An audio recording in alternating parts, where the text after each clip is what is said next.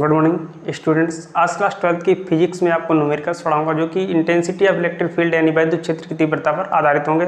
तो चलिए स्टार्ट करता हूं। तो न्यूमेरिकल बहुत इंपॉर्टेंट है, तो वीडियो में लास्ट तक बने रहिएगा। तो क्वेश्चन नंबर फर्स्ट स्क्रीन पे शो होने लगा है, जो कि कहता है कि एक 5 × 10⁻⁻8 कूलाम बिंदु आवेश से कितनी दूरी पर उत्पन्न वैद्युत क्षेत्र की तीव्रता 450 वोल्ट प्रति मीटर होगी। तो सबसे पहले गिवन में लिखेंगे, गिवन दैट इसमें दिया है चार्ज यानी आवेश Q = 5 × 10⁻⁸ कूलम। ठीक, उसके बाद वैद्युत क्षेत्र की तीव्रता यानी इंटेंसिटी ऑफ इलेक्ट्रिक फील्ड जो कि हमारी E बराबर E से डिनोट करते हैं उसे 450 वोल्ट प्रति मीटर। ठीक, अब पूछ क्या रहा है, कितनी दूरी पर, यानी R पूछ रहा है। अब देखिए आपको यहाँ पर फार्मूला कैसे क्लियर करना है कि आखिरकार कौन सा फार्मूला लगेगा। जब भी आप का नाम फिजिक्स में अगर न्यूमेरिकल आए तो आप क्या करो, जो गिवन होता है क्वेश्चन को कायदे से पढ़ो, उसके बाद गिवन में सब लिखा करो जो दिया है, और विद सिंबल के साथ, है ना। जैसे यहाँ पर चार्ज क्या था Q, तो ऐसा थोड़ी हम आवेश बराबर इतना लिख देते हैं, वैद्युत क्षेत्र की तीव्रता इतना लिख देते हैं। हमने सिंबल लिखे उनके, Q से डिनोट करते हैं, इसे E से डिनोट करते हैं, और R फाइंड करना है। उसके बाद आप ऐसी अप्रोच लगाया करो जिससे कि दिमाग में क्लियर हो जाए कौन सा फार्मूला लगेगा। देखिए इस अप्रोच से देखो कि Q दिया, E दिया, R दिया, तो ऐसा कौन सा फार्मूला है जिसमें Q हो, R हो, E हो। तो हम ऐसा आपको फार्मूला पढ़ा चुके हैं, इसमें Q R E होता है, तो हम पढ़ा चुके हैं E = 9 × 10⁹ Q/R²। ये फार्मूला हम आपको पढ़ा चुके हैं। तो जब चीज़ें गिवन होती हैं और कोई फार्मूला आपने देखा हो तो ऑटोमेटिक आपके माइंड में बात क्लियर हो जाएगी यहाँ पर आखिरकार कौन सा फार्मूला लगेगा। तो इसका मतलब यहाँ पर यही फार्मूला लगेगा, तो हम लगा रहे हैं, जरा ध्यान से देखना। E = 9 × 10⁹ Q/R²। आपको ये नहीं देखना कि यार पूछ रहा है कि भाई R के बराबर कोई फार्मूला लगा होता हो, बस ये देखना है Q R E से मिलकर कौन सा फार्मूला बनता है।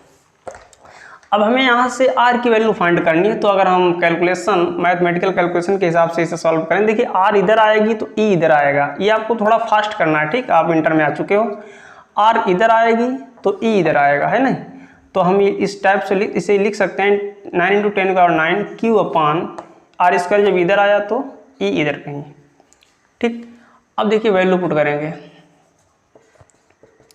9 × 10⁹। ठीक, Q की जगह पर क्या आएगा 5 × 10⁻⁸, और E की जगह पर क्या आएगा 450। क्लियर यहाँ तक? ये तो आपको नॉर्मली आना चाहिए भाई। अब देखिए हम इसे सिंप्लीफाई करता हूँ। 9 × 9, 9 × 45, 50 हुआ ना, 5 × 5, 5 × 10, तो बचा कुल मिला के क्या देखना जरा ध्यान से। 9 से 10 की पावर 9 और 10 की पावर -8 घट जाएगी ना, इनके बेस समान। 9 में से 8 घटा दो, ओनली 10 की पावर बची 1। ठीक, और अपान क्या बचा 10। इस 10 की पावर 1 का मतलब 10 होता है, हटा दो कोई फर्क नहीं पड़ेगा, 10 से 10 कैंसिल हो जाएगा, तो हम कितना निकल के आया 1, और R का स्क्वायर हटाएं तो कितना होगा 1, और 1 का वर्गमूल 1, यानी R की वैल्यू कितनी आई 1 मीटर। तो यही हमारा राइट आंसर होगा। ठीक, तो डिस्टेंस कितने आ गई 1 मीटर। तो बढ़ते हैं अगले क्वेश्चन की ओर। तो अगला क्वेश्चन स्क्रीन पे शो होने लगा है, जो कि कहता है एक अल्फा कण 1000 न्यूटन प्रति कूलाम के वैद्युत क्षेत्र में स्थित है, उस पर लगे बल की गणना करो। तो सबसे पहले हम गिवन दैट में लिखेंगे क्वेश्चन में क्या दिया है। देखिए गिवन दैट क्वेश्चन में दिया है कि अल्फा कण, तो सबसे पहले अल्फा कण पर चार्ज कितना होता है। देखिए अल्फा कण पर चार्ज यानी Q∝, हमने इसे Q∝ यानी सफिक्स में अल्फा लिख दिया, इसका मतलब अल्फा कण पर चार्ज याद रखना 3.2 × 10⁻19 कूलाम। ठीक, उसके बाद 1000 न्यूटन प्रति कूलाम के वैद्युत क्षेत्र में ये क्या है, 1000 क्या है 1000। देखिए सवाल एग्जाम में इस तरीके से आता है, आपको वो इतना हिंट देता है कि आप अगर फिर भी नहीं समझ पाते हो तो आप महागधा हो समझो। देखिए उसने इसका यूनिट भी लिख दिया न्यूटन पर कूलाम, समझ सकते हो न्यूटन पर कूलाम किसका यूनिट होता है, किसका मात्रक होता है। उसके बाद हिंदी में भी बेचारे ने लिख दिया वैद्युत क्षेत्र।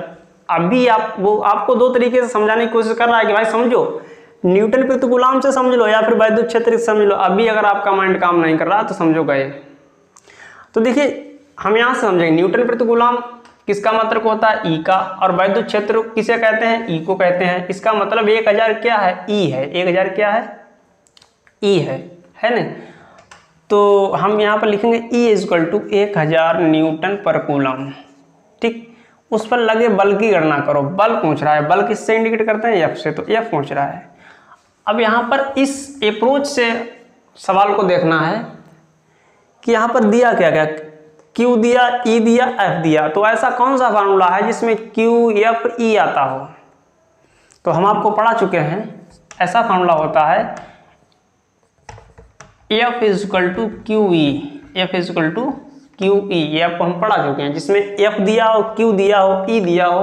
तो याद रखना बच्चों, F इजक्वल टू QE। तो यहाँ पर फार्मूला लगेगा F बराबर QE, और बस हम वैल्यू पुट कर देंगे, हमारा आंसर निकल के आ जाएगा। तो Q की जगह पर आएगा, यहाँ पर Q हमने सफिक्स में अल्फा लिखते हैं, वैसे मतलब अल्फा पे चार्ज है, तो हमारा बेसिक फार्मूला यही है। ठीक, तो Q अल्फा की वैल्यू है 3.2 10 की पावर -19 कूलम, और E का मान है 1000। अब देखिए 1000 को अगर हम इस टाइप से लिखना चाहें, बताओ लिख सकते हैं? 10 की पावर 3 लिख सकते हैं। अब इसकी 10 की पावर -19, 10 की पावर 3 बेस समान है तो पावर घट जाएगी, ये माइनस है, पॉजिटिव घटेगी, तो 10 की पावर कितनी बचेगी? 19 से 3 घटाओ, 10 की पावर -16 यानी 16। तो यही हमारा राइट आंसर मात्र क्या रहेगा? न्यूटन। ठीक, तो बढ़ते हैं अगले क्वेश्चन की ओर। तो अगला क्वेश्चन स्क्रीन पे शो होने लगा है, जो कि कहता है कि 5 × 10 की पावर -4 कूलम आवेश पर 2.25 न्यूटन का बल कार्य करता है, उस पर वैद्युत क्षेत्र की तीव्रता ज्ञात कीजिए। तो सबसे पहले हम गिवन दैट में लिखेंगे आखिरकार क्वेश्चन में दिया क्या। देखिए, आप अगर दो बातें जान जाते हैं, क्वेश्चन में क्या गिवन है और क्या पूछ रहा है, तो याद रखना आप सवाल को सॉल्व कर सकते हैं। लेकिन गिवन क्या है? विद सिंबल के साथ, मेन पॉइंट होता है उसका सिंबल, उसे किससे इंडिकेट करते हैं, ये चीज़ आपको देखना है। देखिए 5 × 10 की पावर -4 कूलम आवेश, तो इस लाइन से आप क्लियर मतलब कर सकते हैं कि 5 × 10 की पावर -4 ये क्या है? कूलम किसका आवेश यूनिट होता है? Q का, और आवेश को किससे रिप्रेजेंट करते हैं? Q से, यानी जो 5 × 10 की पावर -4 है ये क्या है? Q है। बस यही तो आप जान लो, सवाल सॉल्व होने लगेगा। 2.25 न्यूटन का बल कार्य करता है, ये तो आप लोग जानते ही होंगे, F होता है ये। पूछ क्या रहा है? उस बिंदु पर वैद्युत क्षेत्र की तीव्रता। अब आपको ये देखना है कि तीव्रता को किससे इंडिकेट करते हैं? E से, यानी क्या पूछ रहा है? E। अब ऐसा कौन सा फार्मूला होता है जिसमें E दिया हो, F दिया हो और Q दिया हो? तो इसमें थोड़ा माइंड लगाओ और देखो कि ऐसा फार्मूला हमने अभी आपको पढ़ाया, F इजक्वल टू QE है ना। तो अगर हम यहाँ से फार्मूला लगाएं F बराबर QE, और हमें फाइंड किसे करना है? E को। E फाइंड करना है तो E बराबर क्या होगा बताओ? अगर F बराबर, सब फार्मूला मत रटो, एक ही रटा करो, यहाँ से और फार्मूले बन सकते हैं। अगर यहाँ से हम E की वैल्यू निकालना चाहें तो Q अपान में जाएगा, है नहीं। अगर यहाँ से हम Q की वैल्यू निकालना चाहें तो F E अपान में जाएगा। तो एक फार्मूला रट लिया करो, यही सबका समझो कौन है? डॉन है, और इसी से ये सब निकल आएंगे। तो अगर यहाँ से हम E की वैल्यू निकालें तो बनेगा F अपान Q। क्लियर? अब हम वैल्यू अगर पुट करेंगे तो 2.25 अपान 5 × 10 की पावर -4।